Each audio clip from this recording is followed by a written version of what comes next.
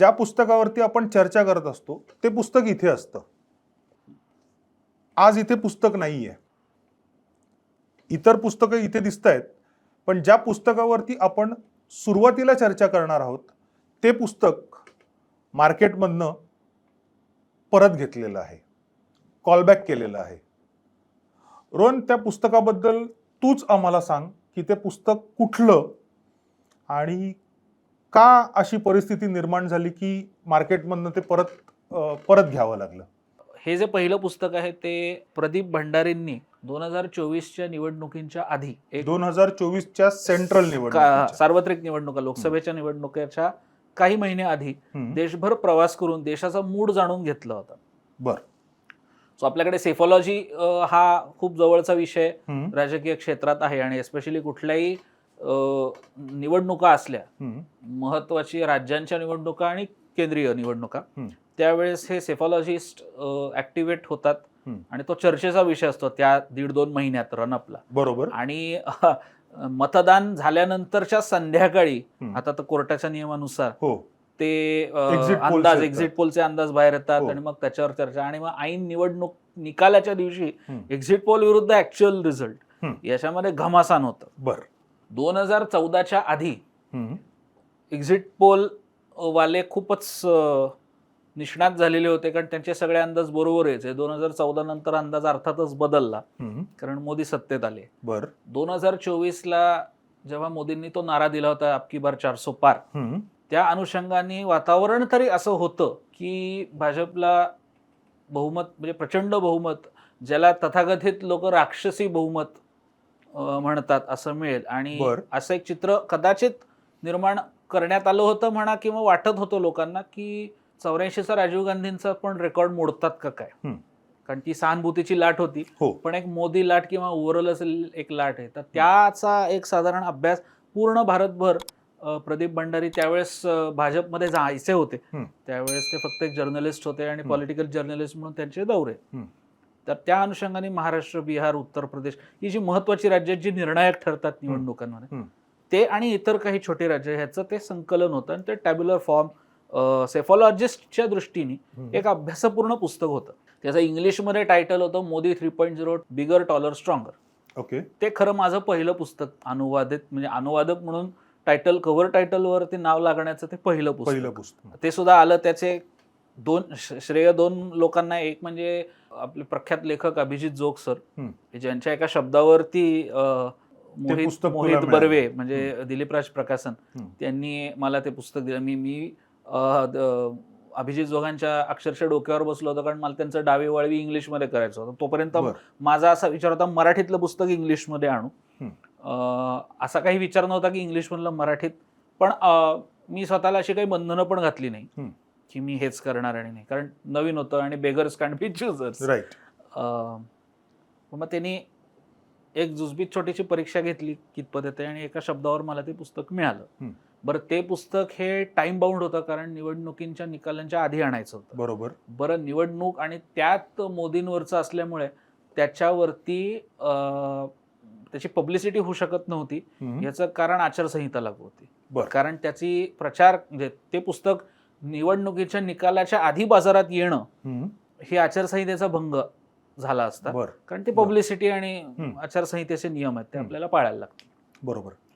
त्याची सगळी तयारी झाली, ट्रान्सलेशन झालं, त्याचे करेक्शन्स पटकन केल्या, कारण ते टाइम बाउंड होतं. ते सगळं सबमिट केलं.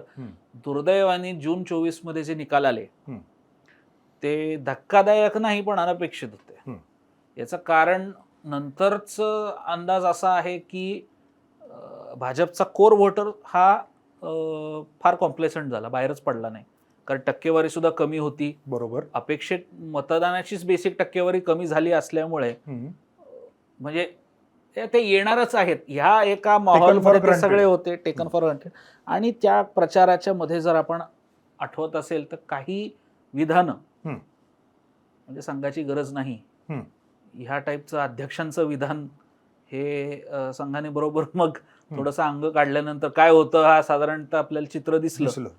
आणि तुम्हाला आठवत असेल तर निकाल लागल्यानंतर जरी पंतप्रधानपदी कायम राहिले असले तरी तो मोदींचा चेहरा बरंच काही सांगून गेला होता. भाजपच्या राष्ट्रीय मुख्यालयात बरोबर. जेव्हा तो, कारण तो नेहमीचा पहिल्यांदा विजय कुबड्या नव्हता. घ्याव्या लागलेल्या.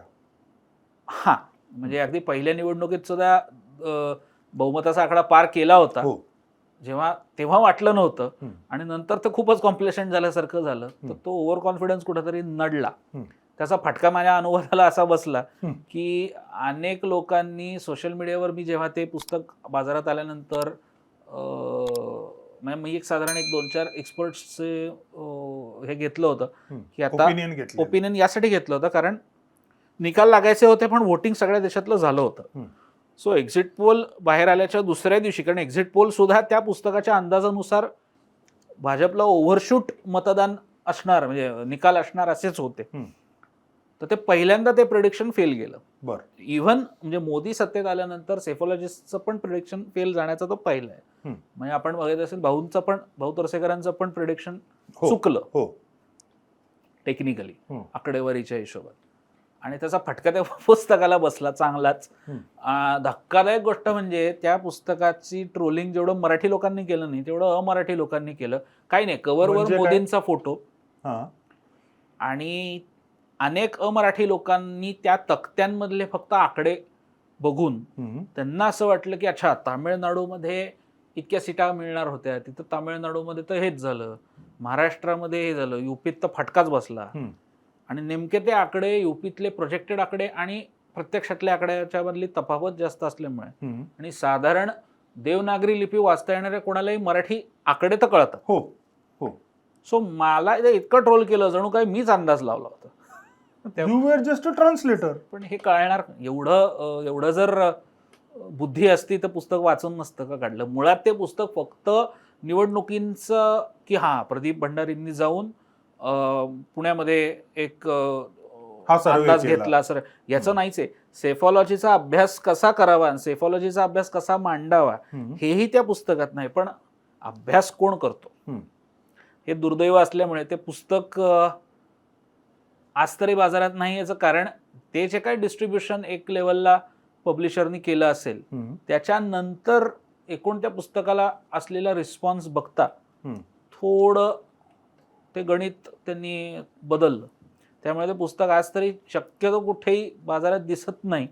अगदीच ज्या डिस्ट्रीब्युटर्सकडे असेल तिथेच ते दिसतं. मला त्याचं वाईट काहीच वाटत नाही. वाईट एवढंच वाटतं की मला फुकटचं ट्रोल इनफॅक्ट मी ते पॉझिटिव्ह पण घेतो, कारण त्या 2 रील्सला इतकी त्याच्यामुळे रीच वाढली, व्हायरल इतकी झाली ती की मला नंतर जेव्हा त्याचे इन्साइट्स बघितले तेव्हा युपी, बिहार जिथं मराठीचा गंध नाही, तिथं आहे ती हिंदी सुद्धा अत्यंत घाणेरडी बोलली जाते, तिथं मराठीचा गंध नसताना सुद्धा ते रील म्हणजे जवळ 17-18 हजार व्ह्यूज त्याला 2 दिवसात वगैरे होते. बरं. तर मी असा विचार केला की शेवटी त्या पुस्तकाचा सक्सेस हा माझ्या जशा अनुवादावर डिपेंडंट आहे तसा ते पुस्तक जर राजकीय त्याचसुद्धा निवडणुकांवर आहे तर मग निवडणुकीचा निकाल हा सुद्धा एक फॅक्टर ठरला असता. म्हणजे आता उलटं बघितलं तर खरंच जर 400 पार झालं असतं किंवा 400 पार नाही किंवा सॉलिड बहुमत जर भाजपला असतं किंवा त्यातल्या त्या 3 राज्यांचे अंदाज जर बरोबर असते तर बापरे, त्या पुस्तकाचे म्हणजे माझ्या मते ओव्हरप्रिंट करायला लागलं असतं. बरं. पण तसा अनुभव ऍक्च्युली बरा असतो सुरुवातीला येणं. याचं कारण म्हणजे जरा मूडभर मास्क चढत नाही अंगावर.